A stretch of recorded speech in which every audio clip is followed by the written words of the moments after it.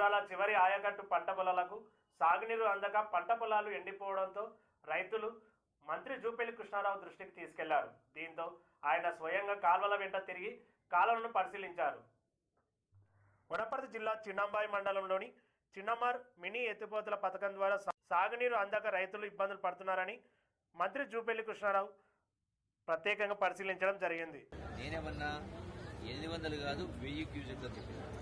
రోజు 1000 మీరు 3 రోజులు, నేను 5 రోజులు అంటే 5 రోజులు రోజు 1000 క్యూసెక్లు చొప్పున వదులుతాడు.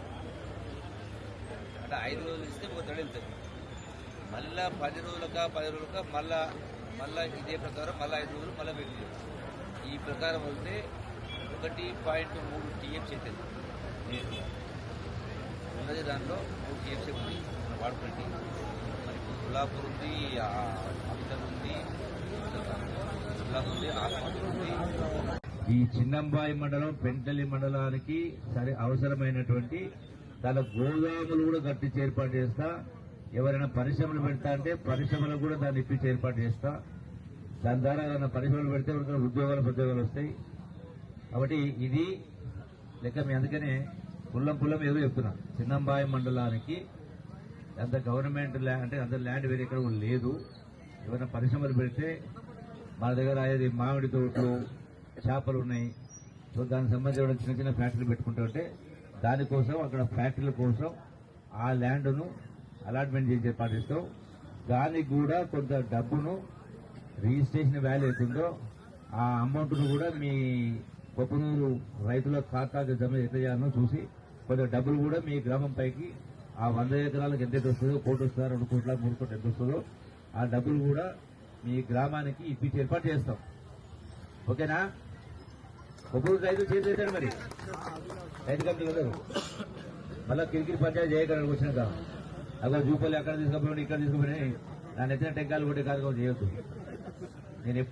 నేను ప్రతిసారి మొదటి చేస్తున్నాను. ఎప్పుడైనా నేను ప్రజల పక్షం ఉంటా. ఆ సొంత తమ్ముడైనా చెల్లెలైనా ఎవరైనా గవర్నమెంట్ సొత్తును, ప్రజల సొత్తును ఇంకోవరికి అన్యాక్రాంతం కానివా. ఎవరైనా కట్టినా కూడా కులగొట్టు ఏర్పాటు చేస్తా. దాన్ని 750 చెప్పేయండి, 3 రోజులు చేయండి అన్నాడు. ఇప్పుడు నేను జూరాల ఇంజనీర్ వెళ్తుంటాడు రహీం ఫోన్ చేసినప్పుడంటే 800 కాదు రోజుకు 1000 క్యూసెక్లు చొప్పున 3 రోజులు కాదు 5 రోజులు వరుసగా 5 రోజులు రోజుకు 1000 క్యూసెక్లు చొప్పున జూరాల నుంచి రామనపాడికి ఇవ్వండి. వచ్చినప్పుడు మనం రామనపాడి నుంచి గోపతి రిజర్వాయర్ కూడా అదే ప్రకారం ఇచ్చుకుంటే తడి సరిపోతుంది అన్నాం. ఇట్లా 5 రోజులు ఇవ్వలేదు.